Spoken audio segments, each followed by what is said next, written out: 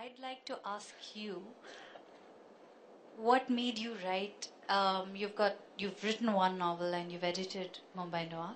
What made you pick up these projects? Why did I become a writer in a sense? About these No, specific particular. projects, I mean, these specific if you projects? just wanted to be a writer, you could have written a romantic novel. Why this? Right. Well, let me talk about Mumbai Noir since you are also a contributor to Mumbai Noir. This really came about after Delhi Noir, and for most of you who probably don't know, this entire Noir series was begun by a publishing house in Brooklyn called Akashic Books. And Akashic Books first published Brooklyn Noir, which was a collection of crime fiction short stories set in Brooklyn, because Akashic is also based in Brooklyn in New York. And they realized that the collection did really well, and there was this huge hunger for local stories, because one of the mandates of the Noir series is that every story which is there in the collection has to be set in a very specific and actual neighborhood of the subject city. So I was kind of faintly aware of the Noir series, and then Delhi Noir happened, and the editor of Delhi Noir, Harsh Sahni, had approached me first to contribute to Delhi Noir, and then when it didn't work out, he said, "Why don't you edit Mumbai Noir?" And I really loved the idea that instead of having these general crime stories, you have to actually force the writer to write about a neighborhood that he or she is is familiar with, and is intimately knowing. Which is why I took on Mumbai Noir, and so we have 14 stories set in a complete cross section of the city. Annie's Eddie story is set in Mira Road, which is the northernmost suburb of Mumbai. We have stories set in Kolaba, Mahim Dargah, Mahim Church, Andheri East, Versova. And crime fiction in Mumbai is kind of a done deal for several years, because Bollywood has kind of formalized the Mumbai Noir and Bombay Noir genre very. They've kind of trademarked it for several years. But I think this has probably never been done where a neighborhood of Mumbai is given respect and treated like a subject by itself. So that's how this project came about. And No God Inside? I mean, No what God you read Inside, from? but it's too long for me to actually pontificate about it. It was 2005. Lots of things. Again, as I said yesterday, I came back from the US. I wanted to write a book. I tried to write an India book. Then I had to kind of scale down my ambitions to a Bombay book.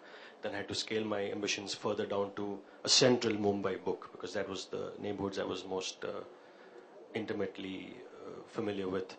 I mean, it's as you grow older, you realize there were so many reasons. But I think at that time it was just a kind of burning zeal to want to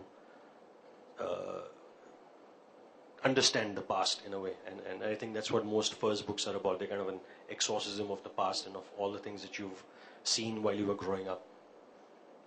So, in a sense, I think from both your introduction to Mumbai Noir and the sense that I get from No God Inside is that 92 kind of was the formative force, in the driving force, that it changed the city and it changed you and it changed the community. Yeah, and I was 15 at that time, and I remember I saw a man being shot down my street, right where the Nagpada police station was. We were living in Baikala at that time, which was just I think a kilometer away from a lot of where the mayhem was happening, and where the Hindu-Muslim borders of the city were, and that's where the riots were. And that jarred my parents more. My parents' generation were really shocked by the events of that time, of the 92 riots. And that left a lasting impression on me as well. And then when I came back from the US, that's when the BJP was in power, and it was kind of these Hindutva was in the air, nationalism was in the air, and there was this kind of sense that the minorities were being made very aware of who they were, of being minorities. So it was in that backdrop. And then while I was writing my first book, Gujarat happened. So it kind of really made me concentrate on politics much more than I would have liked to a large extent. But even your work as a journalist, and I think there is also a political subtext to this book that you've written, the Good Girl's Guide to Living. The Bad Boy's Guide to the well, the Good Indian Girl's Guide to Living, Loving, and Having Fun. And having fun. That's true. Actually, Well, Smriti and I were college roommates. We spent 3 years in college together, and um, we used to be in a hostel at the time. And being in hostel, we had a lot of rules, and we broke a few rules. Not too many, only a few. Um, since Smriti is not here, I'll say she broke many more rules than I did, and. We found ourselves negotiating a very, very strange kind of space. It was an all girls college, an all girls school, all girls hostel. Um, but at every stage, we were having to negotiate the space of good Indian girl. There were so many things you could do wrong, and it was like, but sometimes we just laughed about it, but they would tell us things like none of the girls can go to each other's rooms after 8 o'clock at night. And we were undergraduates. We were all 17 and above. We weren't 7 years old. And they would tell us things like, um, if you go out, then we will find out and we will call your parents. And they did. They did. The thing is that by the second or third year, you stop taking them seriously, thinking they'll not call our parents. Who calls parents? But they did. There was a girl who went out for a coffee. She was 20. She was an adult. She went out for one coffee with some local boy. Now the thing is that in small places, everybody knows everybody. You're right. So if you're not a local, you immediately kind of, she's not a local, so she must be from that hostel. So some kind gentleman, elderly gentleman, took it upon himself that is ladki ki izzat khatre mein hai. So he called the hostel nuns. The girl had lied, saying she's going to meet her local guardians. When she came back to hostel, she was confronted. Turns out that obviously she had not gone to meet her local guardians. She'd gone to have coffee with the boy. They searched her cupboard. They searched her room. They found a packet of cigarettes and they expelled her. And expelled her, like from the hostel. It wasn't just suspension for a week or something. Her parents were called. She was publicly humiliated. This kind of had a profound impact on me. Although at that time we were just kind of shocked and. But once we got out of hostel, Smriti and I stayed in touch. And then at one point I was working where her family house was. There were lots of little restrictions and we found ourselves negotiating a different set of rules. It was something as stupid as, okay, today we don't want to have breakfast at home. So, but how to tell uncle, auntie that घर का खाना नहीं खाना है? Because good girls तो घर का खाना खाती हैं. So we used to बनाती भी है फिर बनाते तो घर नहीं थे, but at least खाना तो घर पे खाना चाहिए. So we would do things like plan breakfast at German bakery, but we would lie and say कि early morning meeting है, and we were both working girls. So we used to sit up and laugh all night about the things we do to stay good, to let others believe that we are good Indian girls. And then we also started thinking about how difficult it becomes if you break the rules. And so the book really came out of there. We said that one day we will write a book. But the more girls we talked to, we found that some of this can be pretty serious. I mean, it's all very good to laugh about, pastry khane chale gaye, but there's also a story in here about this girl who attempts suicide, and I know somebody who did, and it wasn't for any great reason. It was just that she couldn't deal with the rules any longer. One set of rules, you get married, another set of rules, then marriage falls apart, another set of rules, and she just couldn't take it. She went into a depression. So one of the reasons we wanted to write this was also to tell the stories of these girls and how hard that negotiation is. But there's also, I mean, that's probably one of the kind of lure of the metropolis is that all rules are finally suspended to a large extent. Do you think that's true? Do you think? I mean, of course, there is also a whole sense of the feeling of being insecure in a large city for a woman, and especially in a place like Delhi or Calcutta, for instance. But do you feel that a place like Mumbai, for instance, is more uncaring of what a definition of a good Indian girl is? Or I won't say it's more uncaring at an individual level, but as a society, yes, because nobody, frankly, has the time. And Bombay being the commercial thing that it is, money is paramount. So, but even there, for instance, if I try to rent housing, the first thing a broker will tell you, sorry boss, single girl nahi milega. So it's like that. I remember when I was looking for housing in Delhi, I was working with a very respectable institution and everything. But when I went to look for housing, there was one lady. The broker took me there.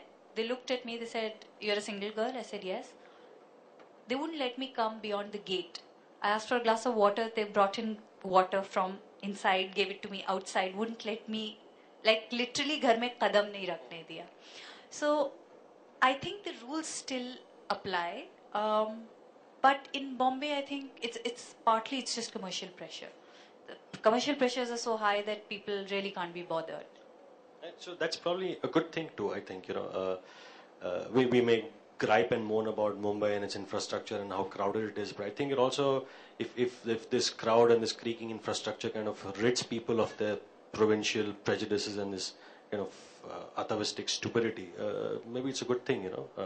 If it does that, it's a good thing. I'm not sure it's doing that, but if it does that, I think in any place that's a good thing. Yeah. And tell us a little bit about Known Turf. Well, Known Turf was actually a collection of essays.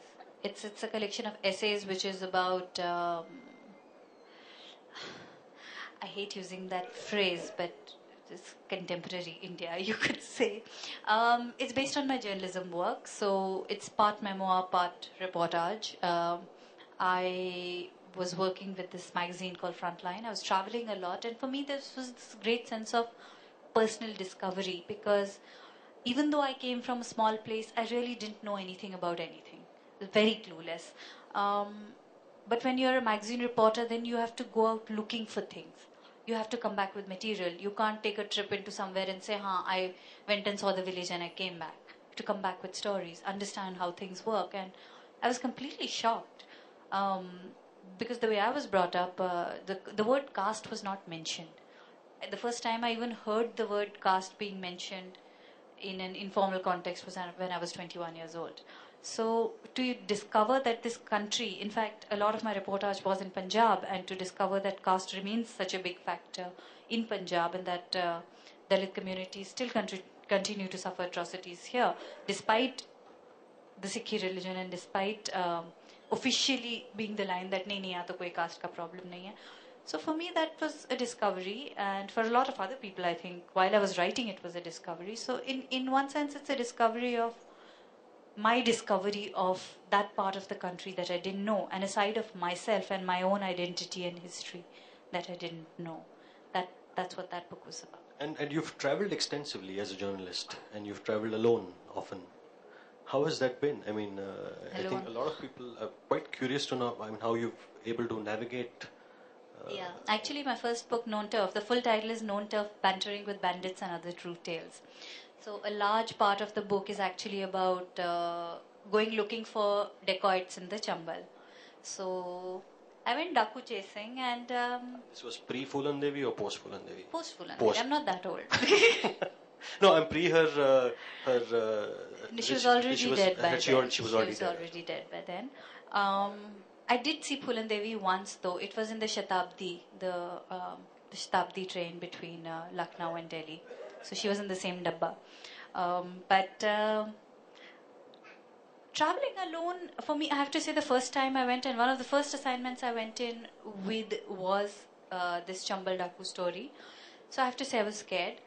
Partly because also as a woman I wasn't used to traveling alone. So I didn't even know things like how to check into a hotel, how to find a good budget hotel which is also safe. So in small towns there are budget hotels and there are family friendly budget hotels. Decent hotels. Decent hotels. So over 3 years I developed this technique that never ask the taxi wala. Always ask the cycle rickshaw wala. You get down at the train or a bus, you catch hold of either an auto or a cycle rickshaw wala, and they all get their commissions. So you tell them ki boss, ladies wala, friendly, safe, family wala hotel leke jao. So he will take you to this budget. You tell him your budget, he will take you exactly to the safest hotel in town. That said, I never had any problems. It was a lot of fun. In retrospect, there were problems, but locked doors wouldn't latch, telephones wouldn't work, all of that would happen. But yeah, that's actually, I think people build it up in their heads, akele ja rahi hai. But actually, itna koi problem hai nahi akele jaane mein. It's mostly pretty safe. If you're safe in the Chambal, I'm guessing you're reasonably safe anywhere. Definitely, yeah. Yeah, sure. This first book, No God in Sight, well, it really began as a short story. It began the short story of an abortionist, kind of failed doctor, a failed medical student who runs an abortion clinic in Colaba. And that was the first monologue I wrote. But there was something incomplete. I felt it was incomplete about that one perspective, and so I wrote the abortionist's father's voice. And that's really how the entire form just kicked off for me, because every time I would finish a story, I would feel a sense of incompletion, that this perspective needs some more clarification. And before I knew it, 2 years later, I had almost 25 stories, each of which was a monologue, each of which was interlinked in some way or the other to the previous characters. And that's how the whole form of the novel really came about. So Okay. why don't you read from Mumbai Noir? A little bit. Your story from Mumbai Noir. Yes, please. Okay, I'll read a very short extract from Mumbai Noir. Okay. So my story in Mumbai Noir, which Altaf has edited, is called A Suitable Girl. It's a story about this girl who has just moved to this suburb called Mira Road, which is just a little outside Bombay. It's outside Bombay's municipal limits. So I'm going to read only 2 or 3 paragraphs from it, and yeah. To understand food, you have to eat out in the petrol pump area. The city is mostly dead to food. Bandra Vasova is all shosha. I lived there, so I know. Most people go to restaurants because they don't know what else to do when they go out. They sit on hard chairs and keep calculating whether or not the bill will be worth it. Do film stars eat here? Has anybody in the paper said this place has good food? In petrol pump, I know people who go out to eat because there is nothing to eat in their houses. Or because it is somebody's mother's birthday. These are sensible reasons to eat out. No place has good food in petrol pump, yet all the restaurants have people eating in them. This is the great thing about Mira Road. Cities are built of this quality, the necessity of being here and people's grudging acceptance of situations. If you fuss too much about how bad it is, you will not survive it. And if you don't survive, what does? I'm going to skip a little bit, like going 4 pages past and then going on to a next part of the story. I often step out with the feeling that something is missing or about to go wrong. Doesn't that happen? You pause at the door, keys in hand, waiting for the phone to ring perhaps. Or you suspect you're forgetting something. Umbrella, glasses, wallet, tiffin, chewies, mobile, hairband. It happens a lot to me these days. I peek into my tote, check for items I cannot afford to forget. Then I shake my head vigorously and pull the door shut. I have to stop being paranoid. It isn't like I have to swipe into work. If I forget something, I can always turn around and go home. Nobody's going to email an office memo. My KRAs will not slide. It's brilliant. I don't have to worry about leave or promotions. As long as I can find even 2 clients a month, I am okay. But the salary mentality doesn't disappear so easily. I tell myself daddy's there, worst comes to worst. But daddy has the most terrible job in the world. No hope for promotion or raise, no holidays. Still, I can always go back to the house and he won't let me starve if I return. If only I could work from Juhu. Mira Road makes everything harder. Just getting out and coming back crushes the sanity out of me. Like last night, when I tried getting on the 1021. The crowd was manageable, but one auntie tried to push past me. I got up on the footboard and blocked her with my arm. Other women scrambled on and off, but I stood obstructing halfway the doorway until the auntie swung her bag at me and boarded, screaming, "Where you from, man? Where do all you people come from?" I occupied the 4th seat, turned my back to her, but she kept at it all the way to Mira Road. As she was getting off ahead of me, I stuck my foot in her path. She tumbled onto the platform and lay there panting in a heap. I ran up the stairs, but stood watching her from the overpass. She lay there for a good 2 minutes before someone hauled her to her feet. Bad girl, your protagonist. That is a suitable girl. This is called The Watchman. It's set in a neighborhood called Worli in Mumbai. Someone is going to die today. When I arrive on duty at 7 a.m., I see a cat with blood-smeared whiskers sneaking out the building gate. While sipping my morning cup of tea, I spill a drop on the C of Shiv security embroidered on my company uniform. Then the milkman arrives wearing a blue shirt. I close my eyes. I don't need to see anymore. I know what will happen next. 1. A pigeon will come roost on the gate's lamppost. 2. The third floor youth will return from the pool on his motorbike. And 3. The vegetable lady will set up shop on the pavement outside, and nestled in her hair bun will be a single blood-red rose. Without verifying the sequence of events, with my eyes still closed, I turn around and enter the security cabin. Pandey, my fellow day shift watchman, is breakfasting from a tiffin box. He looks up in alarm. Who's watching the gate, Mishra? He asks. Pandey's tone is without rancor. The gate isn't to be neglected even for a second. Someone is going to die today, I say. I return to my position at the gate. Let me be wrong. I stare at the gravel on the ground. Please. I look up and around. No. There is the pigeon. Parked there is a swimmer's bike. And pinned to the just arrived vegetable lady's hair bun is a maroon, blossoming... Yes. Someone is going to die today and I can do nothing about it. Just wait to be proved correct. Pandey takes up position beside me at the gate. We are trained to stand with parted legs, raised necks, and hands locked behind our backs. To not smile like doormats or frown like jailers.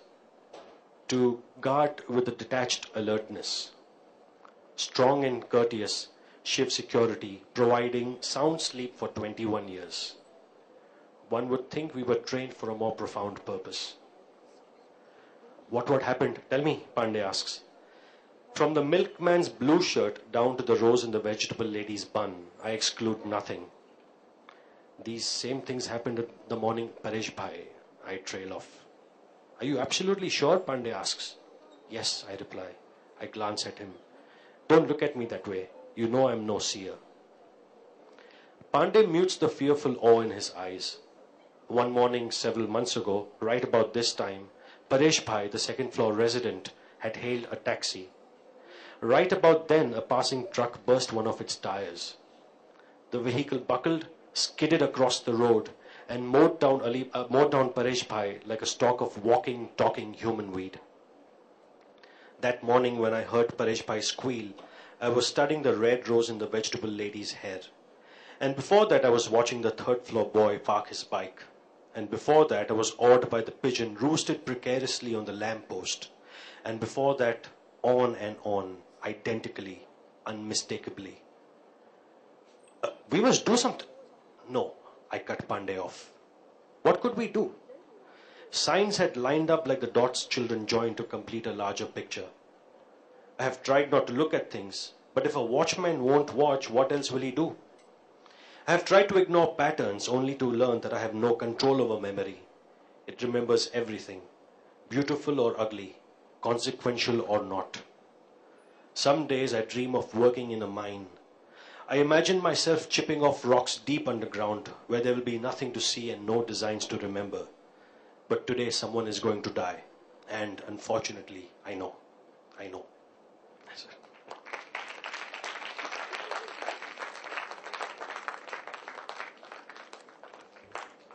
It's one thing to read a story, it's another to have the writer read his story or her story, and quite another when they share what has gone into writing of the story. And his experience in Punjab with caste discrimination, Altaf's experience with communal violence, I think these are something that is subtext, that is behind the story, but it's not very visible how it constitutes our writerly makeups, our readerly makeups as well. So thank you very much for sharing.